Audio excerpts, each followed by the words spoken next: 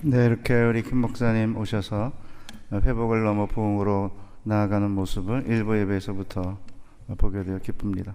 찬양팀이 두 분밖에 안 되는데 웬만한 찬양대 못지않은 그런 성량과 또 탁월함으로 전체 예배를 끌어가는 모습 보면서 우리 목사님과 당회가 어떻게 예배를 디자인하고 어떤 열정과 진지함으로 교회와 성도들을 섬기는지 보게 된 것 기쁘게 생각하고, 우리 일부 예배 모든 성도님들이 이 예배당 일부부터 꽉 찰 수 있도록 기도해 주시기를 부탁드립니다.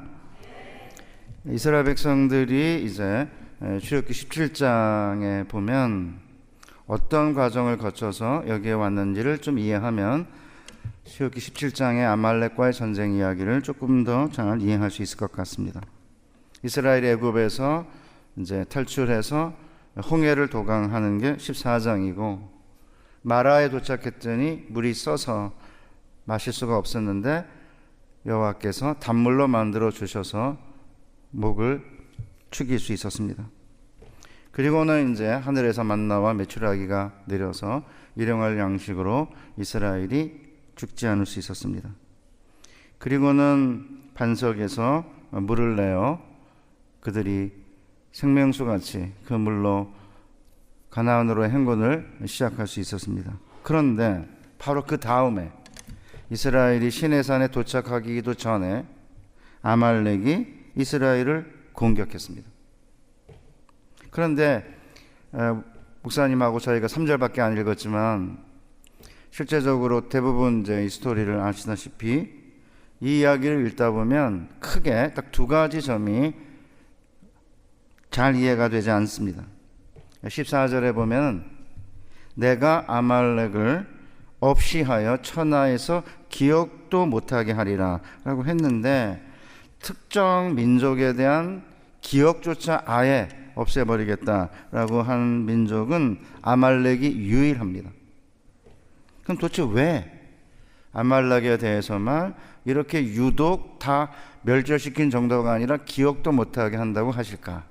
그것이 첫 번째 이해가 잘 안 되고요.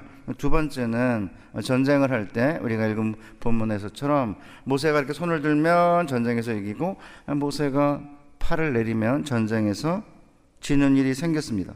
그냥 가만히 있어도 이렇게 그냥 전쟁에서 이기게 하면 되지, 왜 굳이 이렇게 손을 들게 하고, 또 손이 피곤해서 내려오면 전쟁이 지게까지 하셨으니까 그렇게 할 필요가 뭐가 있겠어요, 그죠? 그냥 명령만 내리고 그저 하나님께서 도와주시면 될 걸 왜 굳이 손을 들고 기도하게 하셨을까? 이 두 가지 점을 염두에 두면서 오늘 우리에게 하나님께서 하시는 말씀의 의미가 무엇인지, 우리에게 무엇을 하라고 하는 건지 함께 살펴보겠습니다. 오늘 이제 8절 본문에 보면은 아말렉이 와서 이스라엘과 싸웠다 이렇게 되어 있습니다. 그런데 성경의 문맥을 보면 이 아말렉이 이스라엘을 공격한 전쟁은 굉장히 사악하고 비겁하기 짝이 없는 전쟁이에요. 왜냐하면 이스라엘은 아말렉은 이렇게 사막 지역에서 이렇게 유목민처럼 오고 가는 사람이기 때문에 얘네들의 땅을 공격하거나 차지하거나 전쟁할 의사가 없었어요, 이스라엘은. 우리가 다 알다시피 이제 이렇게 블레셋 땅을 향해 직접 가지 않고 빙 둘러가지고 이렇게 이제 모압, 에돔, 모압, 암몬 이래가지고 이제 요단강을 건너는 우회적인 길을 택했기 때문에 사실은 아말렉을 칠 아무런 의사가 없었음에도 불구하고 아무 이유 없이 먼저 이스라엘을 공격했습니다.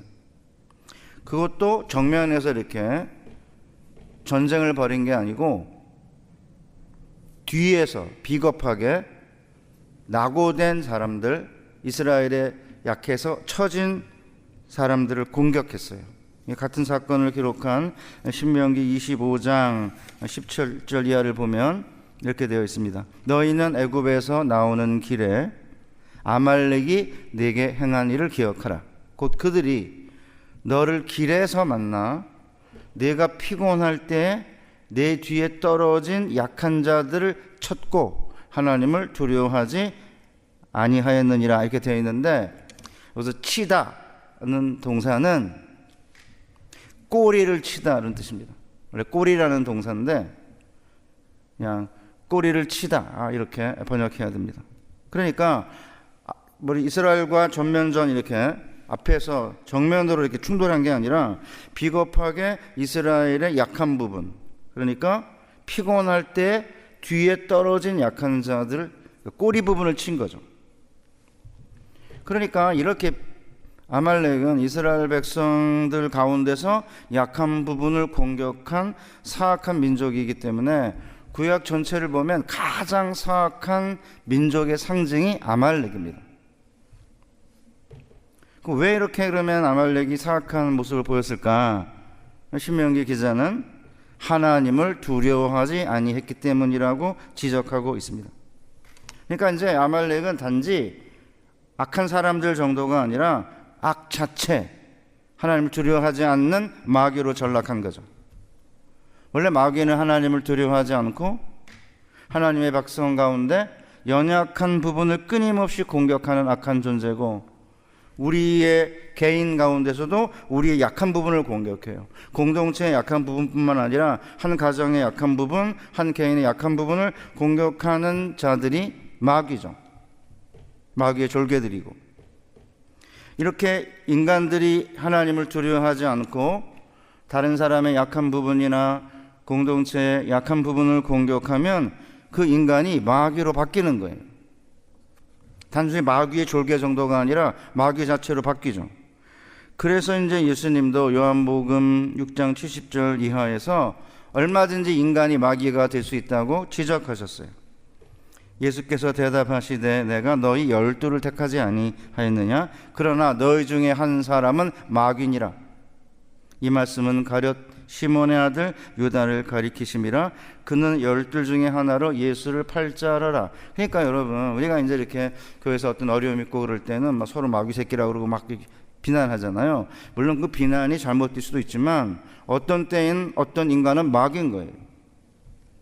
그래서 이렇게 그냥 조용히 그냥 이렇게 평화스럽게 문제를 해결해야 될 때도 많지만, 오히려 이렇게 마귀나 마귀 졸개 아니면 실제로 마귀로 행동하는 사람들이 있는 거죠. 가정이나 교회나 사회나 국가도 마찬가지입니다. 그러니까 아예 대놓고 예수님이 야 너희 중 한 사람은 마귀야 라고 한 거죠. 그렇다고 해가지고 그냥 집에서 남편 마음에 안 든다고 마귀 새끼라고 그러고 애들 마귀 새끼라고, 너무 그러면 안 되죠. 그거는 너무 심한 거고 함부로 그런 말을 해서는 안 되는 거고, 진짜 예수님이 가룟 시몬의 아들 유다를 보시면서 한 사람 마귀다 이렇게 분명히 얘기하셨잖아요. 그러니까 하나님의 사람들 미워하고 하나님의 나라를 방해하고 하나님을 두려워하지 않는 자들은 마귀인 거예요. 그래서 여호와께서는 마귀로 전락한 아말렉을 다른 어떤 민족보다 엄격하게 다루어서 아예 멸절시켜가지고 기억도 하지 못하게 만드신 거죠. 그래서 여러분들이 이제 구약 성경을 읽어보면 사울이 왕이 된 다음에 아말렉을 진멸하여 천하에서 기억도 없게 하라고 하시거든요. 근데 사울 왕에 가가지고는 좋은 소들 남겨놓고 그 다음에 아말렉 왕 아각을 살려가지고 돌아오는 거예요. 왜요? 그냥 다 죽이고 돌아오면 사실은 없어 보이잖아요. 있어 보이게 하려고 아각 왕 데려와서 사람들 보는 앞에서 죽이고 양과 소의 좋은 것은 가져다가 여호와께 번제 드리는 게 좋지 않냐. 그래가지고 데리고 온 건데 백성들이 또 원했기 때문에. 그런데 하나님께 사무엘을 통해 순종이 제사보다 낫다 이렇게 하시면서 사울을 왕에서부터 버리기로 작정하게 되신 첫 번째 이유입니다. 나중에 하만이 에스더서에 보면 하만이 모르드게가 마음에 안 드니까 모르드게의 민족 유대인들을 멸절하기로 결심하는데, 이 하만이 누구냐면 아말렉의 후손이에요. 그러니까 하나님의 백성과 아말렉은 철천지 원수인 거죠.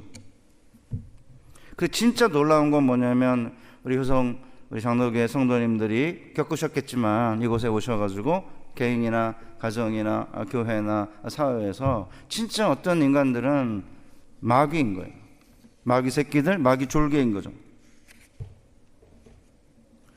어찌되었든 모세가 이제 아말렉의 공격 앞에서 취한 행동이 있거든요. 그럼 우리가 어떻게 이런 마귀와 마귀의 졸개들 공격에 대해 어떤 전쟁을 해야 되는지 우리에게 잘 보여주고 있습니다. 9절에 보면 모세가 여호수아에게 이르되 우리를 위하여 사람들을 택하여 나가서 아말렉과 싸우라. 당연하죠. 아말렉이 공격해 왔으니까 나가서 싸우는 거 당연한 거 아니에요? 그래서 여호수아가 전쟁에 나갈 사람들을 택해가지고 아말렉과 싸우라고 지시를 하는 거예요. 그런데 정말 놀라운 건요, 물론 이렇게 문자적으로는 공격해 오니까 당연히 이렇게 전쟁에 나가는 건 당연하지만 실제로 우리가 싸우고 있는 영적 전쟁은 눈에 보이지 않는 전쟁이고요, 영적 분별력이 없으면은 하나님을 미워하고 하나님을 두려워하지 않고 하나님의 백성을 공격하는 자들이 누구인지 분별을 못해요. 분명히 교회 안에서 마귀 노릇을 하고 마귀 졸개 같은 일을 하고 있는데 감싸고 뭐 괜찮다고 그러고 그럴 수 있고, 물론 조심해, 아무나 보고 마귀 새끼라고 하면 안 되지만 정말 하나님을 두려워하지 않고 교회를 흔드는 세력은 마귀인 거예요. 그럼 전쟁을 해야죠. 전쟁을 왜 안 하냐 이거예요. 뭐 때문에? 그래서 사실은 아말렉 전쟁 이야기는 전쟁에 나갈 만한 사람을 택해가지고 싸우라고 지시를 한 거죠.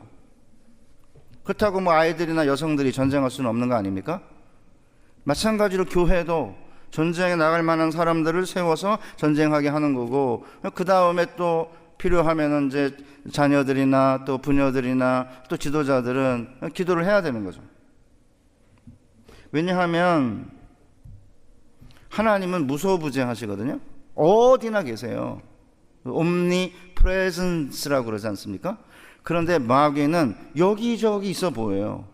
옴니 프레젠스, 무소부재하지는 않는데 여러 곳에 있는 것처럼 보여요. 왜 그런지 아십니까? 마귀 졸개들이 많거든요, 여기저기에. 그래서 마귀는 멀티 프레젠스라고 말해요. 여기저기 있기 때문에. 옴니, 모든 곳에 있는 분은 하나님 한 분이지만 여기도 보면 마귀 새끼 있고 여기 보면 또 마귀 새끼, 마귀 졸개, 이러니까 이 마귀의 대행으로, 마귀의 대리인으로 역사를 하기 때문에, 그래서 때로는 마귀가 굉장히 힘있어 보이지만 하나님은 어디나 계시고 마귀는 기껏해야 여러 군데 있는 것에 불과해요. 어쨌든 영적인 분별력을 가지고 효신장로교회가 교회 안에도 들어올 수 있고요, 교회 밖에도 있고, 그렇기 때문에 정말 당회와 또 목사님과 당회와 중직자들이 하나가 돼가지고 그 영적 분별력을 가지고 교회 안에 치고 들어오는 악한 세력과 마귀와 마귀의 졸개들을 찾아내고 경고하고, 뭐 잠시 뭐 마귀에게 넘겨줄 수도 있는 거고, 잠시 이렇게 나락에 떨어질 수도 있기 때문에 그들을 위해 기도한 다음에 이제 살려낼 사람은 살려내는 거. 그렇지 않은 경우에는 진멸해야죠. 그런데 여기서 여호수아를 이제 보내가지고는 사람들을 택해가지고 이제 아말렉과 싸우라고 하지 않았습니까? 이런 우리의 영적인 전쟁은 이스라엘과 아말렉과의 전쟁처럼 관념적이고 막 추상적인 전쟁이 아니고요, 실제로는 목이 날아가고 팔이 잘리고 피가 튀는 살벌한 전쟁인 거죠. 그래서 실제로 13절에 보면 여호수아가 칼날로 아말렉과 그 백성을 쳐서 무찌르니라고 되어 있습니다.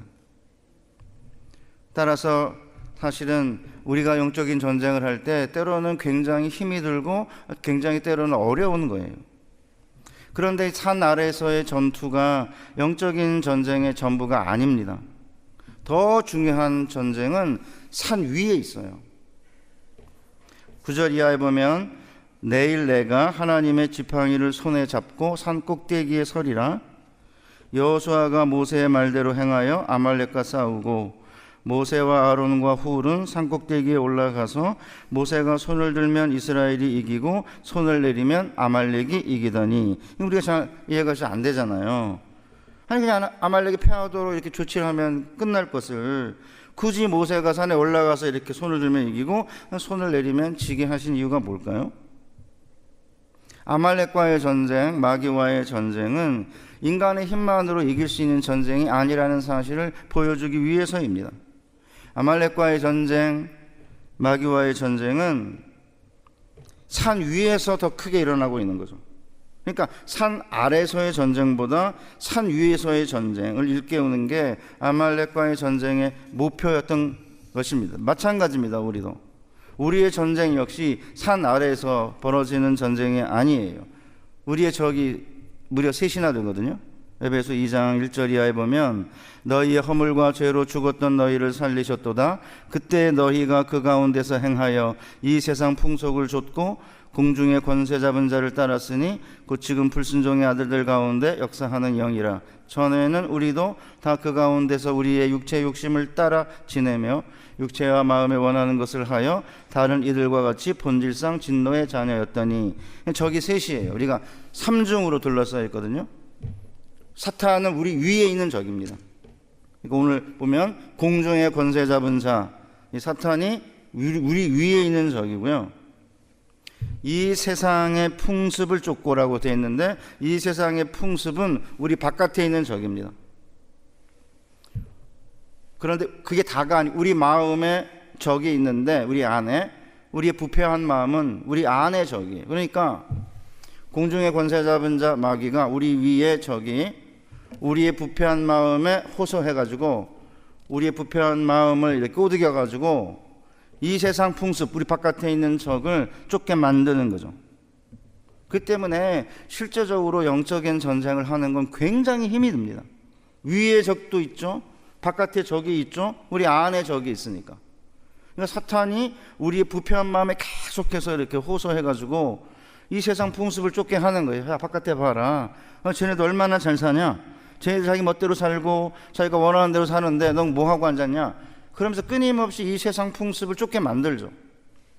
그래서 사실은 육신의 정욕과 안목의 정욕과 이생의 자랑, 이 세 가지를 쫓지 말라고 우리 요한 사도가 심각하게 우리에게 경고하고 있는 거고, 그래서 우리가 매주 모이고 새벽기도 하고 토요일날 모이고 수요일날 모여서 끊임없이 우리의 적이 누군지를 확인하고 사탄이 우리의 마음에 부패한 부분을 호소해서, 약한 부분이 아니지 않습니까? 우리 마음이 제일 약하죠. 거기다 호소를 해가지고는 끝내는 세상 분습을 쫓게 하는 이 영적 전쟁을 할 수밖에 없는 상황인데, 실제로 공중의 권세를 잡은 자는 아말렉과 똑같아요. 가장 약한 부분을 공격하거든요. 인간은 생각하는 게 어렵어서 악할 뿐만 아니라 마음이 부패한 존재니까 마귀가 육체의 욕심, 부패한 마음에 호소해가지고 끝내는 이 마귀가 우리의 가장 약한 부분을 공격하는 게 쉽지 않은 거죠. 이기기가 어렵죠. 그냥 우리의 육신의 힘을 가지고는. 마귀는 이 세상의 풍습을 들먹이며 거짓말로 우리를 속이잖아요. 돈이 최고다. 권력 있으면 뭐든지 할 수 있고 외모가 아름다운 사람은 행복할 거다. 이렇게 우리를 끊임없이 속이죠. 그러니까 마귀의 거짓말은 굉장히 달콤하기 때문에 많은 사람들이 사탄의 거짓말에 속아 세상의 풍습을 쫓는 육체의 노예가 되고 마침내는 마귀로 바뀌는 것입니다. 이렇게 우리가 삼중의 적에게 포위가 되어 있기 때문에 인간의 힘으로는 결코 영적인 전쟁에 승리할 수가 없기 때문에, 그래서 이제 하나님께서는 밑에 산 아래에서의 전쟁 보다 위에서의 전쟁이 훨씬 중요하니까 밑에서의 전쟁은 그냥 여호수아가 칼날로 쳤다, 이게 끝이에요. 딱 한 문장이에요. 그런데 산 위에서의 전쟁은 굉장히 길게 묘사하고 있죠. 한 문장이 아니고. 이런 상황에서 그러면 어떻게 전쟁에 승리할 수 있는가? 하나님의 힘을 의지하고 그 다음에 전쟁하는 것 외에는 방도가 없어요. 그래서 모세가 하나님의 지팡이를 손에 잡고 산꼭대기에 서겠다, 이렇게 선언을 한 것입니다. 그럼 도대체 하나님의 지팡이가 뭐예요? 도대체 하나님의 지팡이가 뭘까? 뜬금없이 출애굽기 4장에 보면 하나님께서 모세에게 출애굽의 사명을 주니까 모세가 표징을 요구해요. 그럼 누가 가라고 해서 온 거냐? 뭐 이렇게 물으면 어떻게 하겠습니까? 이렇게 하니까 여호와께서 그에게 이르시되 내 손에 있는 게 뭐냐? 가로되 지팡이입니다. 그러니까 땅에 던져라, 여호와께서 말씀하셨어요. 땅에 던지니까 그것이 뱀이 된 겁니다. 그러니까 이제 모세가 뱀 앞에서 피했다고 되어 있습니다. 그러니까 모세가 원래 가지고 있던 이 지팡이는 하나님의 지팡이가 아니에요. 그냥 목자가 들고 다니는 평범한 지팡이죠. 그런데 하나님의 명령대로 땅에 던지니까 지팡이가, 막대기가 무생물이었는데 생물로 바뀌어가지고 뱀이 된 거죠. 고대 근동아시아에서 가장 두려워하는 동물 중 하나가 뱀입니다. 그러니까 이제 모세도 뱀에게서 몸을 피하는 거죠. 그런데 여호와께서 이상한 명령을 내리셨어요. 내 손을 내밀어 그 꼬리를 잡아라, 이런 거죠. 아까 제가 그랬잖아요. 가나안 그 아말렉 족속이 이스라엘 백성의 꼬리를 쳤다고 되어 있지 않습니까? 그 꼬리를 치다는 단어가 자나브라는 동사인데, 똑같이 꼬리를 잡으라는 것도 자나브예요. 그러니까 여러분 보세요. 뱀이 이렇게 있는데, 뱀이 이제 독리가 있잖아요. 머리 부분에 이제 이빨이 있으니까 어디를 잡아요? 뱀을 다루는 마술사들이 뱀의 머리를 잡죠. 이렇게 뱀의 꼬리를 잡으면 뱀이 이렇게 돌아가지고 공격할 수 있기 때문에 꼬리를 잡으면 안 돼요. 꼬리를 잘못 잡으면 뱀에 물릴 수 있는데 하나님께서 꼬리를 잡으라고 그런 거예요. 꼬리 잡는 거 무섭지 않습니까? 그런데 하나님을 의지하고 모세가 뱀의 꼬리를 딱 잡으니까 그 뱀이, 꿈틀거리는 뱀이 다시 지팡이로 바뀌었습니다. 그러니까 모세는 여호와는 사악한 마귀를 이기시는 능력의 하나님을 믿게 된 거죠. 꿈틀거리는 뱀도 꼬리를 잡는 순간에 아무런 힘도 발휘하지 못하는 딱딱한 지팡이로 바뀌는 것입니다. 그 살아있는 뱀이라 하더라도, 무시무시한 속도로 달려오는 사악한 뱀이라고 해도 하나님, 살아있는 하나님을 의지하고 꼬리를 잡으면 다시 지팡이로 바뀌게 된다는 사실을 확신하게 된 것이고, 이 표징을 통해서 모세의 그냥 목자의 지팡이가 하나님의 지팡이로 바뀐 거예요. 그러니까 사실은 효신중앙교회가 무슨 일을 해야 됩니까? 하나님의 지팡이를 들고 산에 서서 영적 전쟁을 해야 되는데, 그러려면 우리가 들고 있는 평범한 지팡이가 하나님의 지팡이가 돼야죠. 그런 능력과 그런 이적과 그런 경험이 없으면 우리가 들고 있는 지팡이는 그냥 지팡이에요. 그래서 우리가 맨날 모여가지고 하나님의 말씀을 읽으면서 우리가 의지하고 있는 지팡이 필요하죠. 인간적으로 목자의 지팡이 필요하지 않습니까? 그러나 그거 가지고 안 되는 거예요. 하나님의 지팡이가 돼야 되는 거죠. 뒤에 쳐져 있는 하나님의 백성의 꼬리를 공격하는 이 아말렉, 두려워할 필요가 없는 거예요. 왜요? 그냥 꼬리만 잡으면 이제 아말렉이 무력화가 될 거니까. 그래서 모세가 뭐라고 말해? 여호수아에게 너는 전쟁에 나갈 만한 사람을 모아서 아말렉과 전쟁하라. 그리고는 나는 뭐 할 거냐? 산에 올라가서 하나님의 지팡이를 들고 산꼭대기에 설 거다. 이렇게 선언을 한 거죠. 사랑하는 성도 여러분, 이런 믿음을 가지고 하나님의 지팡이를 들고 모세가 기도할 때 무슨 일이 생겼어요? 마지막에 이제 모세가 승리한 다음에 뭐라고 말해요? 15절 16절에 보면 모세가 제단을 쌓고 그 이름을 여호와 니시라 하고 이르되 여호와께서 맹세하시기를 여호와가 아말렉과 더불어 대대로 싸우리라 하셨다 하였더라. 우리 한글 개역에는 여호와께서 맹세하시기를 이렇게 되어 있어요. 직역하면은 손이 여호와의 보좌 위에 놓였으니, 이 직역입니다. 한글 성경에 보면 어떤 한글 성경에는 각주가 있고 어떤 성경에는 없는데, 각주가 있는 성경을 보면 각주에 여호와의 보좌를 향해 손을 들었으니로 되어 있습니다. 여호와의 손이 여호와의 보좌 위에, 요게 직역이에요. 동사는 없어요. 그냥 손이 여호와의 보좌 위에 이렇게 되어 있는데, 옛날 이제 성경 번역자들이 이렇게 손을 든 거를 맹세로 본 것 같아요. 그래가지고 이제 맹세하였으니 이렇게 번역을 한 거고요.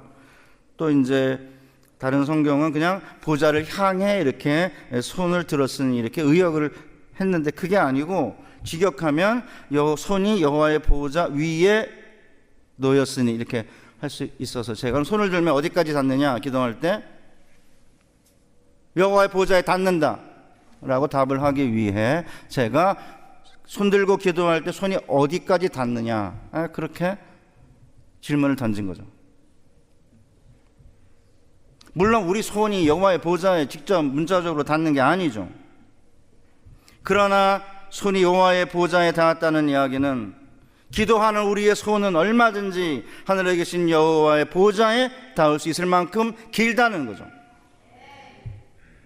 그러니까 모세가 지팡이를, 하나님의 지팡이를 손에 들고 손을 들고 기도할 때 손이 여호와의 보좌에 닿고 그 순간에 여호와께서 친히 아말렉과 싸우기 시작하신다는 거예요.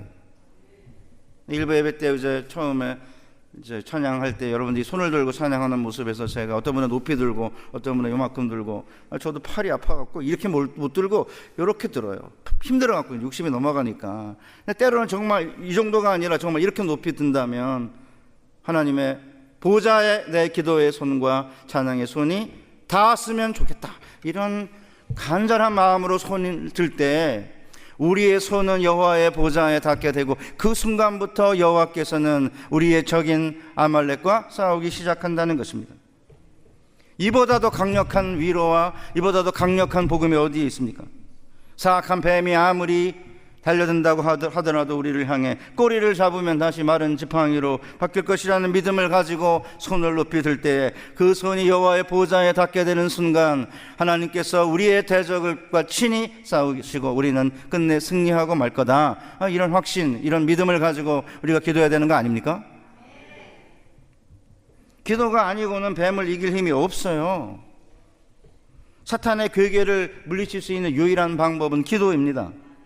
그래서 예수님께서도 사탄의 방해 공작을 물리치기 위해서는 기도하실 수밖에 없었어요. 심지어 하나님의 아들도.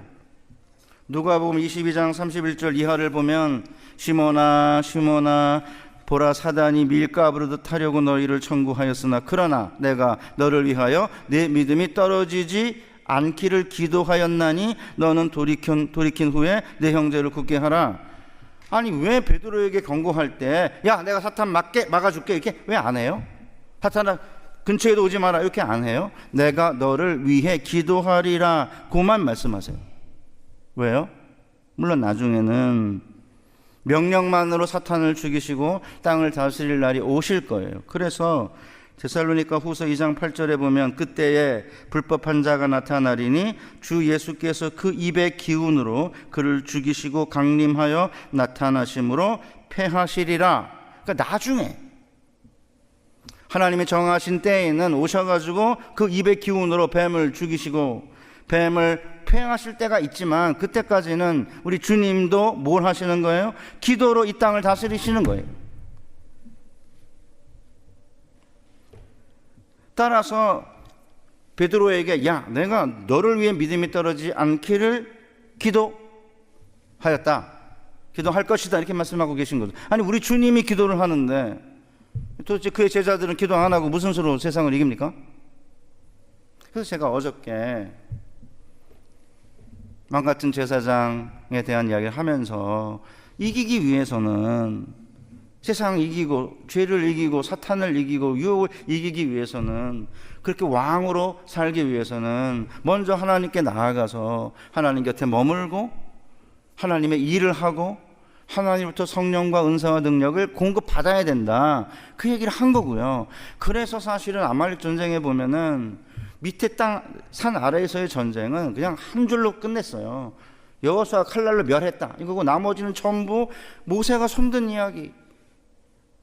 이제 팔이 힘들어져 가지고 이제 밑에 아론과 훌이 돌 갖다가 놓고 이제 앉아가지고 팔이 내려오지 않은 이야기를 길게 소설하고 있는 거죠.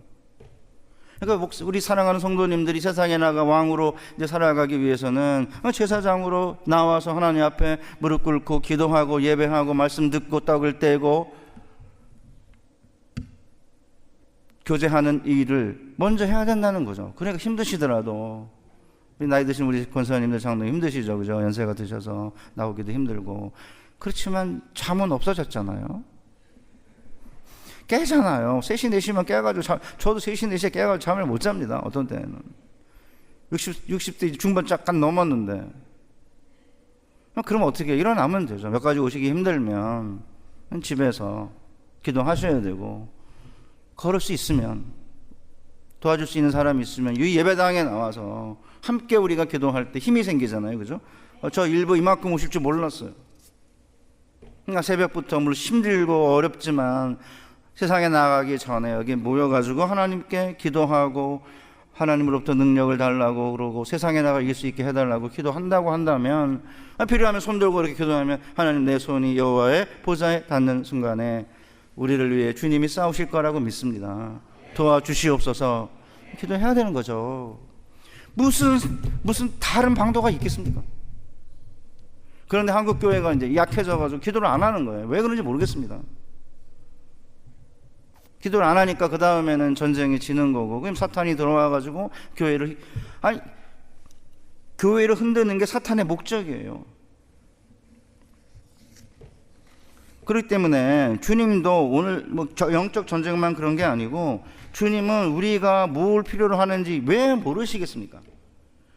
이 세상의 모든 사람들도 하나님이 먹이시는 거예요. 근데 왜 하나님이 저 인간들을 기도 안 해도 먹이시느냐? 원래 그 인간은 하나님이 은혜로우시고 사랑이 많으신 분이기 때문에 그들도 먹이세요. 그러나 하나님의 백성들의 경우에는 기도하라는 거예요.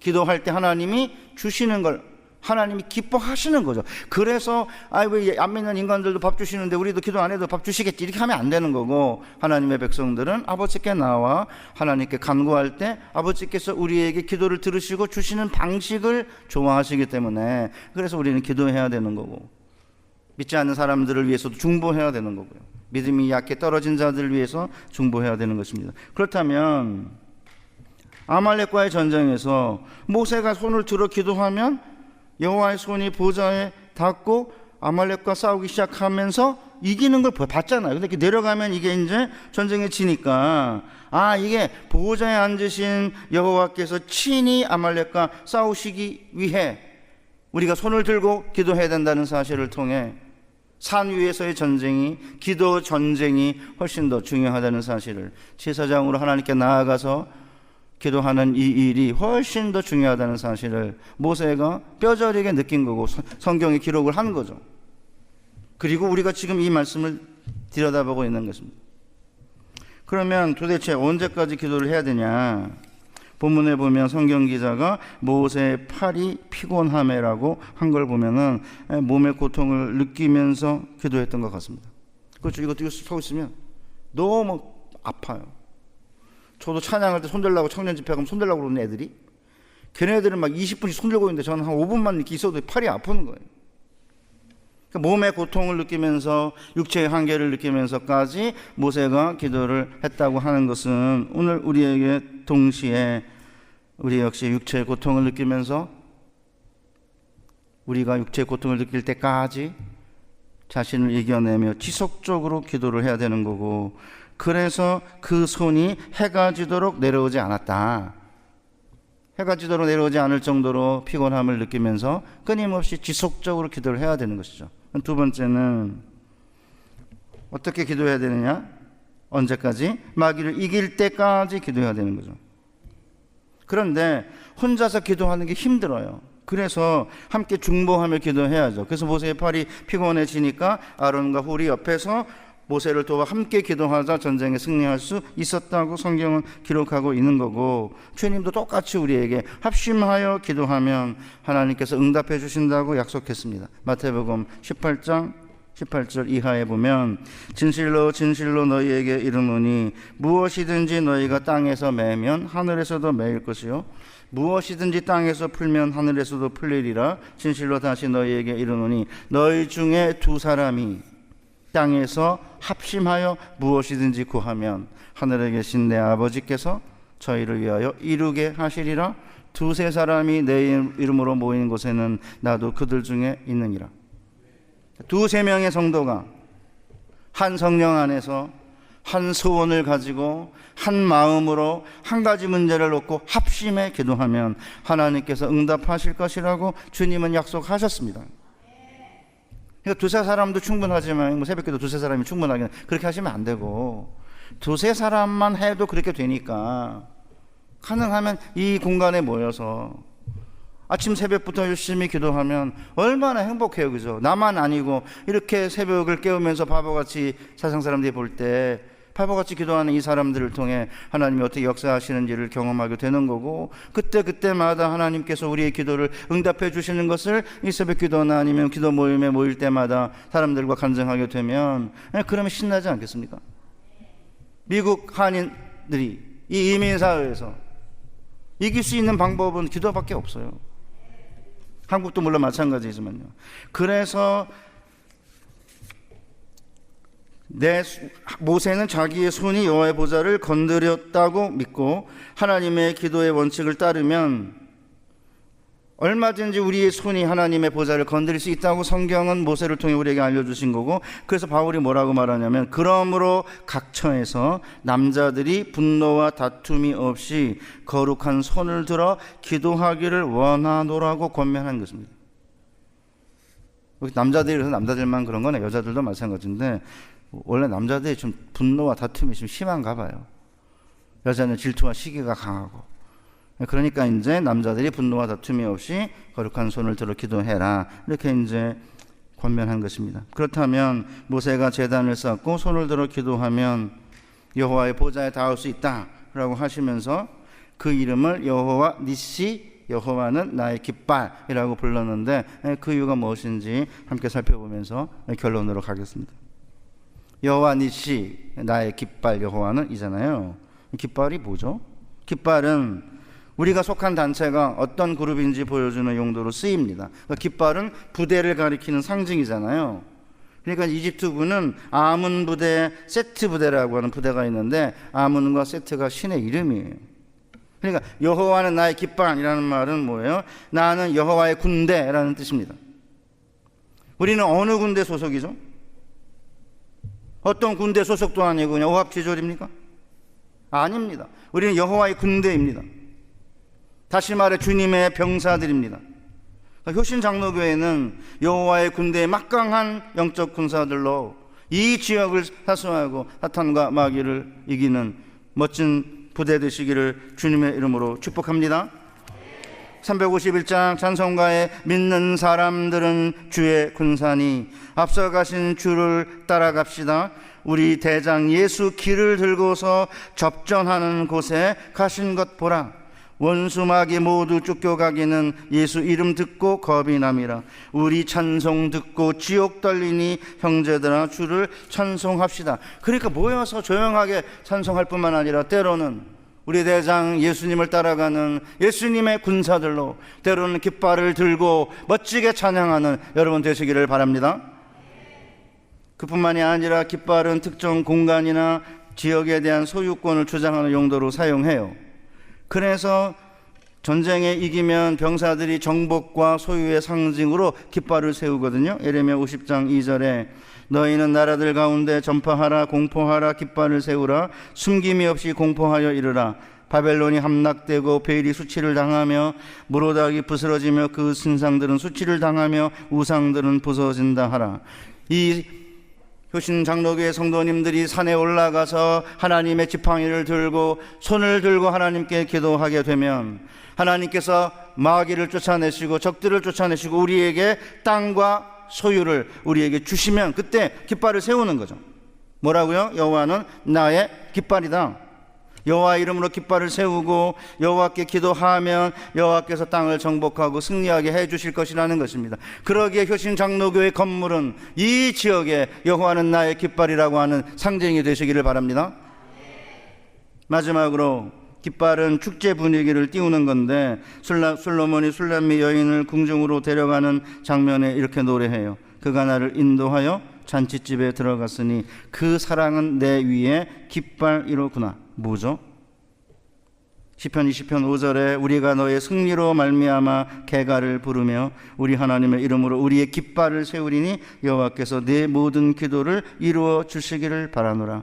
하나님의 이름으로 우리가 손을 들고 여호와께 기도하면 여호와께서 우리로 승리케 해주시기 때문에 승리의 개가를 부르게 되고 승리의 축제를 즐기게 될 것이고, 그때 우리가 깃발을 세우는 거죠. 하나님께서 우리의 기도를 들으셨다.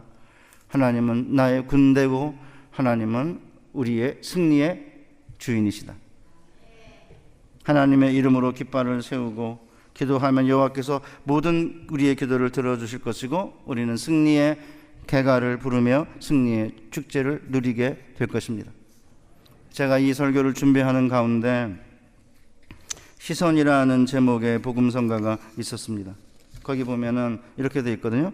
내게로부터 눈을 들어 주를 보기 시작할 때 주의 일을 보겠네. 내 작은 마음 돌이키사 하늘에 꿈꾸게 하네. 주님을 볼 때 모든 시선을 주님께 드리고 살아계신 하나님을 느낄 때 내 삶은 주의 역사가 되고 하나님이 일하기 시작하네. 저는 이제 꽤 오래전에 책을 하나 이제 번역을 했는데 그 책이 이제 웨슬리 듀웰 목사가 쓴 기도로 세계를 움직이라라고 하는 책인데 그 책에서 이렇게 말해요. 모든 것이 넘치는 시대에 유일하게 부족한 한 가지가 있다면 그것은 바로 기도다. 하나님은 그분의 자녀인 우리에게 기도라는 특권을 주셨지만 그 특권을 제대로 누리는 그리스도인은 많지 않다. 기도로 하나님의 보좌를 움직일 수 있다. 제가 이제 이걸 1988년에 번역을 했는데 이 글이 제게 와서 가슴에 닿지 않았어요. 왜냐하면 저는 젊었을 때 우리 부흥사 목사님들이 기도로 하나님의 보좌를 흔들어라 막 이런 얘기 너무 많이 하셔가지고 아니 가만히 평안히 앉아 계시는 하나님을 왜 흔들어가지고 힘들게 만드느냐 왜. 그래가지고 제가 별로 안 좋아했었어요. 막 보좌 흔들라 이런 표현을.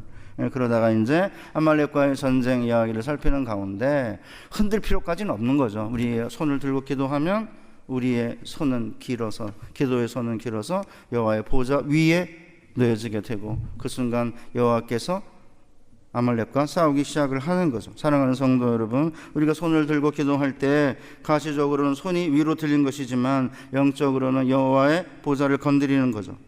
많은 분들이 기도가 자기의 머리 이상을 넘어가지 못해요. 기도가 내가 있는 방을 넘어가지 못하고 때로는 내가 있는 교회를 넘어가지 못할 수도 있어요. 확신과 신념을 가지고 경험이 없이 기도하면. 그러나 하나님의 뜻 안에서 성령의 힘으로 예수님의 이름으로 기도할 때 우리가 든 손은 길어서 여호와의 보좌에 닿을 수 있고, 그래서 여호와의 보좌에 닿는 순간에 하나님께서는 우리를 위해 싸우실 것이고 우리는 승리의 개가를 부르며 승리의 축제를 즐기게 될 것이고 우리는 여호와의 군대로 여호와께서 우리에게 땅을 선물로 주시고 우리에게 필요한 모든 것을 채워주실 것입니다. 훨씬 우리 장로교회가 우리 목사님과 함께 모든 중직자들과 당회가 하나가 돼서 진짜 뭐 세상에 나가서 뭐 즐기고 뭐 할 거 많지만 또 우리 성도님들 제가 어제 성도님들과 식사하는 가운데 너무 바빠가지고 사실은 놀러 갈 시간이 없다 뭐 그런 말씀을 들었어요. 오케이. 일하는 것도 중요하고 또 아이들을 위해서 남은 생에 정말 할 수 있는 모든 것을 해서 아이들을 좀 행복하게 하고 하는 것도 중요해요. 중요하지 않다고 생각하는 거 아닙니다. 이걸 더 잘하기 위해서 모여서 기도하고 예배하고 손을 들어서 하나님께 기도할 때 하나님께서 땅 아래에서의 전쟁, 산 아래에서의 전쟁에서 우리를 승리케 해주실 것이라는 사실을 믿고 기도하고 떡을 떼고 교제하며 하나님의 거룩한 교회를 여호와의 군대로 강력한 기도의 부대로 만들어 가시는 여러분 되시기를 주님의 이름으로 축복합니다.